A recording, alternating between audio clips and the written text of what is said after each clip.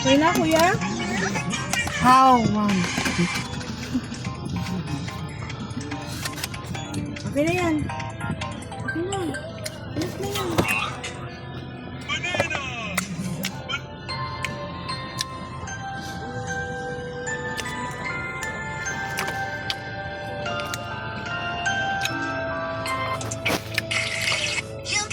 Ako nabili yung mga paborito ko ng masarap. Oh. Kahit pa ulit-ulit. Hindi, lang ipig-isa, bawat flavor hindi First yan. time ko natikman to. 2018. First time lang naman yun. First time yun.